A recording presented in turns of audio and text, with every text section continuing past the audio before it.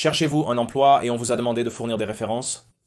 Que devriez-vous faire? Restez ici et je vous dirai exactement comment nous utilisons les références dans le processus d'embauche.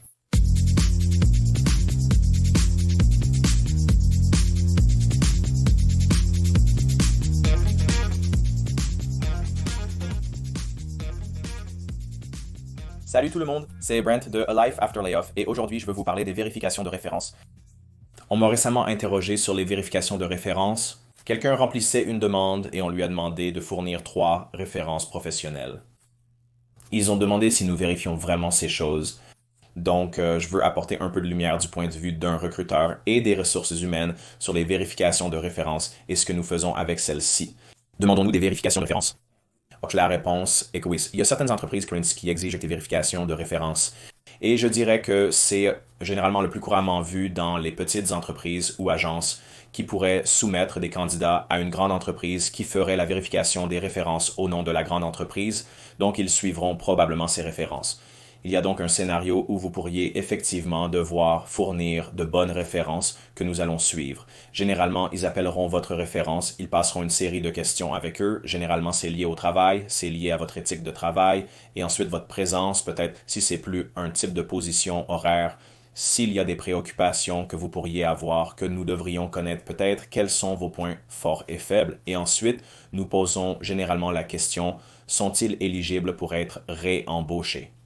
C'est généralement un formulaire standard. Je recevrai peut-être 3 à 5 questions pour être parfaitement honnête avec vous. Je n'obtiendrai probablement que quand j'essaierai de faire des références. Il serait parfois difficile de retrouver les références et de les faire rappeler. Donc parfois, cela retarderait le processus d'embauche. Donc si on vous demande des références, essayez juste de vous assurer que vous en donnez, qui savent qu'elles arrivent pour qu'elles me rappellent rapidement afin que nous puissions accélérer le processus d'embauche. Quand vous regardez une grande entreprise, cependant, et je ne devrais pas dire toutes les grandes entreprises, il y a aussi des petites et moyennes entreprises qui ont la même politique, mais beaucoup d'entreprises sont réticentes ces jours-ci à fournir un niveau de référence simplement parce que cela ouvre ce concept de responsabilité. Donc, si je dis que j'étais votre ancien patron et que vous m'avez donné comme référence, j'ai appelé votre ancien patron et dit « Hey, comment était cette personne? L'embaucheriez-vous à nouveau? Était-il un bon travailleur dans votre département? » Et ils ont dit non, cette personne était terrible, je ne l'embaucherai pas. Il ne serait pas quelqu'un que je recommanderais. Vous avez alors maintenant cette personne s'est ouverte à la responsabilité de diffamation, essentiellement. Et je ne sais pas quel est le terme juridique correct que vous pourriez utiliser pour aller devant un tribunal, mais ils se sont exposés à cette responsabilité de vous avez dit quelque chose qui m'a empêché d'obtenir un poste et maintenant je suis en quelque sorte sur liste noire pour ainsi dire. Si vous avez donc maintenant la possibilité d'agir réellement contre eux, cela ouvre donc une responsabilité. Du point de vue d'une entreprise, en tant que professionnel des ressources humaines, notre travail est de limiter la responsabilité et de réduire l'exposition à toute responsabilité potentielle grâce aux vérifications de référence. Même à travers les retours d'emploi. Donc si vous passez un processus d'entretien avec moi et que vous demandez un retour, je pourrais être limité dans ce que je peux vous dire parce que nous avons une équipe d'avocats derrière nous qui disent que vous ne pouvez donner que des retours très génériques simplement parce que cela ouvre essentiellement une responsabilité. Donc les grandes entreprises ne donnent généralement pas de référence et en fait elles iront même plus loin. Et si cette question est posée, elles instruiront leurs employeurs ou employés, surtout les personnes qui ont des rapports directs, de ne pas donner de référence à quiconque vous appelle pour une référence. Vous devez les renvoyer au département des ressources humaines. Donc essentiellement, je recevrai un appel au département des ressources humaines. Quelqu'un essaierait de vérifier une référence et alors la plupart des entreprises où j'ai travaillé étaient grandes. Nous ne donnerions essentiellement que le nom, grade et numéro de série. Donc je ne donnerai que leur nom, la date d'emploi et ensuite leur titre de poste et c'est tout. Je ne donnerai pas d'informations sur la rémunération ni sur leur possibilité d'être réembauchés. Certaines entreprises pourraient juger une personne éligible au réembauchage, mais cela les expose à des poursuites. Donc, si vous appelez d'une grande entreprise, vous n'aurez probablement pas autant de chance, car les vérifications de référence sont plus dictées par la politique des ressources humaines, alors que certaines des petites entreprises ne sont pas aussi strictes sur ce type de choses. Si on vous demande une référence, quelques points clés à garder à l'esprit. Vérifiez d'abord la légitimité de la référence. Voici comment j'aborderai vos références. J'aurai au moins une référence professionnelle d'un manager direct. Donc, quelqu'un à qui vous avez directement rendu compte. J'en aurai un qui serait au moins, si vous pouvez obtenir les trois managers, c'est le mieux parce que c'est le feedback le plus valable. Si vous pouvez, obtenez-en un deuxième qui n'est pas manager. J'essaierai d'obtenir quelqu'un qui est soit un client que vous avez directement soutenu, ou cela pourrait même être un client interne, mais pas nécessairement quelqu'un qui est votre père. Donc, vous ne voulez pas obtenir votre ami dans le cube qui fait le même travail que vous. Ce n'est pas une aussi bonne référence que quelqu'un que vous avez réellement soutenu ou un manager qui vous a donné des commentaires. Gardez cela à l'esprit. Dans le pire des cas, si vous pouviez obtenir quelqu'un qui est peut-être un niveau ou deux au-dessus de vous et qui peut vraiment parler de vos performances, ce serait l'idéal. La deuxième chose est de s'assurer que lorsque vous donnez des références, assurez-vous que vous allez réellement obtenir une bonne référence de la personne parce que j'ai déjà appelé des gens avant pour vérifier des références et la personne m'a dit je n'embaucherai pas cette personne si j'étais vous, du moins pas pour le rôle, peut-être pour un rôle de niveau inférieur. Et donc vous vous éloignez en disant comme homme, ils m'ont donné une référence qui ne les recommandait même pas.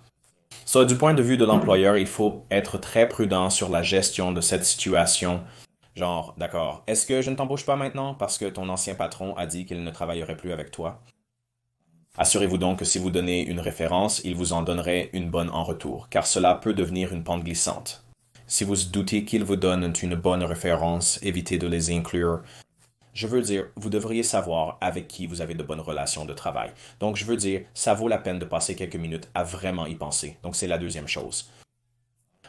Et puis la troisième chose est, je m'assurerai que vous appelez ou obtenez la permission de la personne à qui vous demandez une référence avant de la lister comme référence. Et allez même un pas plus loin et dites-leur comme, Hey, je suis en plein entretien. Ils demandent des références.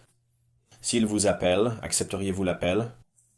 Dans la majorité des cas, si vous avez une bonne référence et qu'ils savent que vous cherchez un emploi là-bas, la plupart des gens ne vont pas vous refuser leur aide. Donc je le ferai, je les informerai au moins, car il m'est arrivé de contacter des références qui ne savaient pas que j'allais les appeler et elles me considèrent comme un spam et cela reste dans leur boîte de réception pendant une semaine. Et puis finalement, je les rappelle et ils me rappellent en disant, Oh, je pensais que vous étiez juste un télévendeur ou quelqu'un qui faisait un appel de spam. Donc, cela ralentit le processus d'embauche, cela ralentit votre intégration si c'est une étape requise. Donc, si on vous demande des références, prenez-le au sérieux. Mais en général, la plupart des grands employeurs ne vérifient pas les références, donc je ne m'inquiéterai pas trop à ce sujet. En général, la vérification des références est considérée comme une simple formalité finale. Elles ne sont pas prises très au sérieux. Tant que votre manager dit oui, ils sont bons, je travaillerai avec eux à nouveau. La plupart des managers vous donneront probablement une bonne référence si vous étiez compétent dans votre travail. C'est généralement la dernière étape avant de faire une offre, donc si vous en arrivez là, vous allez sûrement recevoir une offre rapidement, ce qui est plutôt bien. Sinon, je voulais juste préciser, donc si vous vous inquiétez à propos des références, utilisez ces conseils que j'ai suggérés et vous savez encore une fois, ces grandes entreprises ne vérifient probablement pas ou ne vont pas donner beaucoup en termes de retour d'informations. Donc si vous vous inquiétez d'une mauvaise situation, vous savez, si nous appelons et que vous vous inquiétez comme oh, vous avez été licencié ou quelque chose comme ça, vous savez, et ils veulent appeler et confirmer cela auprès du département des ressources humaines et la plupart des grandes entreprises, ils ne vont même pas vous donner cette information, donc je ne donnerai pas cette information qu'ils ont été licenciés. Je dirai simplement qu'il ou elle a travaillé cela. Voici les dates de travail, le titre de poste, la date de début et de fin d'emploi sans mise en page particulière. Je ne donne pas la raison du licenciement, car toutes ces informations peuvent ensuite être utilisées contre l'entreprise. Si une décision d'embauche est défavorable, vous pouvez être rassuré, vous serez probablement bien à votre poste. Mais assurez-vous d'avoir de bonnes références. Ne négligez pas ces dernières, réfléchissez-y. Espérons que cela vous aidera à franchir la ligne d'arrivée si c'est décisif. J'espère que cela a aidé. Si vous avez d'autres questions sur l'embauche, assurez-vous de laisser un commentaire ci-dessous. J'essaierai d'y répondre dans une future vidéo. Pour plus de conseils et d'astuces sur l'embauche, consultez lifeafterlayoff.com. J'ai aussi lancé un camp d'entraînement gratuit de 5 jours pour les chercheurs d'emploi. N'hésitez pas à y jeter un coup d'œil. Cela va vous guider à travers une formation vraiment robuste qui peut vous aider à vous préparer pour décrocher votre prochain emploi. aussi rapidement que possible, car c'est finalement pourquoi nous sommes ici, essayant de saisir ces prochaines opportunités aussi rapidement que possible. Alors vérifiez cela. Sur mon site web, je laisserai un lien ci-dessous. Pour cela, n'oubliez pas de cliquer sur j'aime et de vous abonner. À la prochaine.